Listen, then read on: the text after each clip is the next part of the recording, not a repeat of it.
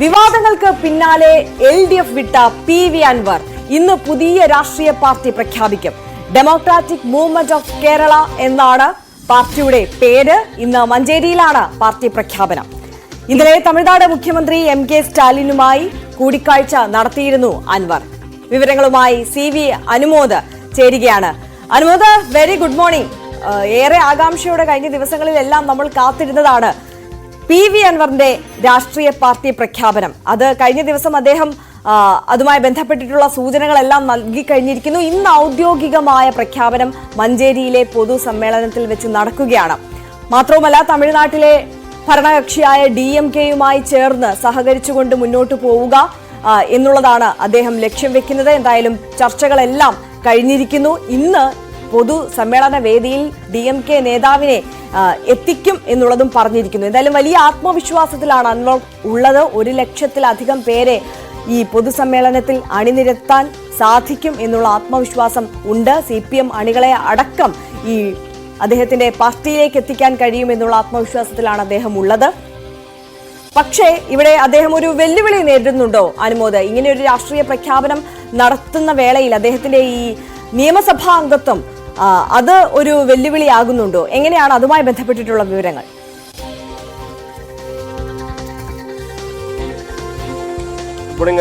കൃഷ്ണന്തു, ഏറ്റവും പ്രധാനപ്പെട്ട കാര്യം അൻവറിന്റെ പാർട്ടി പ്രഖ്യാപനം ഇന്ന് വൈകുന്നേരം 5 മണിക്ക് മഞ്ചേരിയിൽ നടക്കുന്നു എന്നുള്ളതാണ്. അതിനു മുമ്പായിട്ട് അദ്ദേഹം കഴിഞ്ഞ ദിവസം ചെന്നൈയിലെത്തി DMK നേതാക്കളുമായി കൂടിക്കാഴ്ച നടത്തി.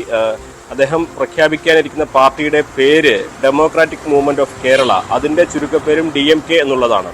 അതായത് DMK എന്ന പേരിൽ തന്നെ അദ്ദേഹം കേരളത്തിലും അദ്ദേഹത്തിന്റെ പാർട്ടി തുടങ്ങുന്നു എന്നുള്ളതാണ് ഇതിൽ ഏറ്റവും പ്രധാനപ്പെട്ട ഒരു കാര്യം.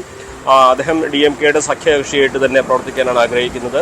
ഇതേ ഒരു സംവിധാനത്തിൽ അദ്ദേഹത്തിന്റെ ദേശീയ രാഷ്ട്രീയത്തിലും പ്രവർത്തിക്കാൻ കഴിയും. അപ്പോൾ അങ്ങനെ മറ്റ് ഇടതിലേക്കോ വലതിലേക്കോ പോകാതെ തൻ്റെതായ ഒരു വഴി വെട്ടി അതിലൂടെ മുന്നോട്ട് പോവുക, അതിൽ ദേശീയ തലത്തിൽ വരെ സ്വാധീനം ഉറപ്പിക്കാൻ കഴിയുന്ന തരത്തിലേക്ക് മാറുക, അത്തരത്തിലൊരു ലക്ഷ്യമാണ് അദ്ദേഹം മുമ്പിൽ വയ്ക്കുന്നത്.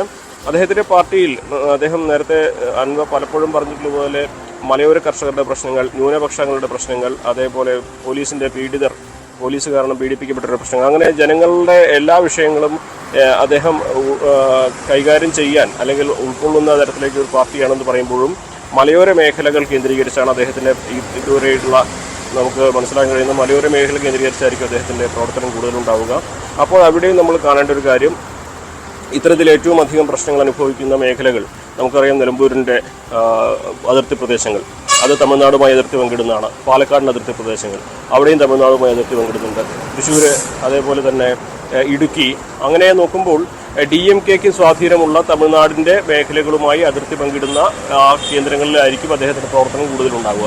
അവിടെയൊക്കെ അദ്ദേഹത്തിൻ്റെ ഈ കേരള DMK-യും തമിഴ്നാട്ടിലെ DMK-യും ഒരുമിച്ച് പ്രവർത്തിക്കാൻ കഴിയും എന്നുള്ളത് ആ ഒരു സാഹചര്യത്തിൽ അദ്ദേഹത്തിന് ആ തരത്തിൽ വലിയ തോതിൽ തന്നെ നേട്ടമുണ്ടാക്കാനുള്ള സാധ്യത മുന്നിൽ കണ്ടുകൊണ്ട് തന്നെയാണ് അങ്ങനെ ഒരു തീരുമാനത്തിലേക്ക് എത്തുന്നത്. എന്തുകൊണ്ട് വേണമെങ്കിലും എന്തെല്ലാം കാര്യങ്ങളാണ് അദ്ദേഹം പറയുക എന്നുള്ളത് തന്നെയാണ് പ്രധാനപ്പെട്ട കാര്യം. ഒപ്പം DMK നേതാക്കൾ ആരൊക്കെ ഇന്നത്തെ പരിപാടിയിൽ പങ്കെടുക്കുമെന്നുള്ളതാണ് കണ്ടറിയേണ്ടത്. 50,000-ലധികം പേർക്ക് ഇരിക്കാനുള്ള സൗകര്യങ്ങൾ ഒരുക്കിയുള്ള വലിയ പന്തൽ മഞ്ചേരിയിൽ സജ്ജമായി കഴിഞ്ഞിട്ടുണ്ട്. എന്നാണെങ്കിലും വൈകുന്നേരത്തേക്കായി കാത്തിരിപ്പാണ്. അതിനു മുമ്പ് അദ്ദേഹം ഇന്ന് രാവിലെ മാധ്യമങ്ങളെ കാണുമെന്നാണ് അറിയിച്ചിട്ടുള്ളത്. എപ്പോഴെന്നത് വ്യക്തമായിട്ടില്ല. അപ്പോൾ ആ മാധ്യമങ്ങളെ കാണുമ്പോൾ അദ്ദേഹം ഇന്നലത്തെ കൂടിക്കാഴ്ചയെ സംബന്ധിച്ചുള്ള കൂടുതൽ വിശദാംശങ്ങൾ പങ്കുവെക്കാനുള്ള സാധ്യതയാണ് കാണുന്നത്. ആര്യ, അനുമോദ്, മറ്റൊരു കാര്യം നമുക്കറിയാം, MK സ്റ്റാലിനും മുഖ്യമന്ത്രി പിണറായി വിജയനുമായിട്ടുള്ള ബന്ധം, അവരുടെ സൗഹൃദമൊക്കെ നമുക്ക് അറിയാവുന്ന കാര്യമാണ്. അപ്പോൾ അതിനിടയിലാണ് ഈ DMK-യുടെ സഖ്യകക്ഷിയായി അൻവറിന്റെ പാർട്ടി പ്രവർത്തിക്കുന്ന ഒരു സാഹചര്യത്തിലേക്ക് കാര്യങ്ങൾ എത്തി നിൽക്കുന്നത്. അവിടെ അൻവർ രാഷ്ട്രീയമായി എതിരാളിയായി നിൽക്കുന്ന സാഹചര്യമാണ് CPM-നുള്ളത്. ഈ ഘട്ടത്തിൽ ഈ ഒരു ചർച്ച നടക്കുന്ന വേളയിലും ഈ ഔദ്യോഗികമായ ഈ ഒരു സഹകരണം അഭ്യർത്ഥിച്ചുകൊണ്ടുള്ള കത്തിലുമൊക്കെയും ഈ സംസ്ഥാന സർക്കാർ ഇപ്പോൾ നേരിടുന്ന വിമർശനങ്ങൾ, അൻവർ ഉന്നയിച്ചിട്ടുള്ള എല്ലാ വിമർശനങ്ങളും സ്റ്റാലിന് നൽകിയ ഈ കത്തിലും അൻവർ പരാമർശിച്ചിട്ടുണ്ട് എന്നല്ലേ നമ്മൾ മനസ്സിലാക്കുന്നത്?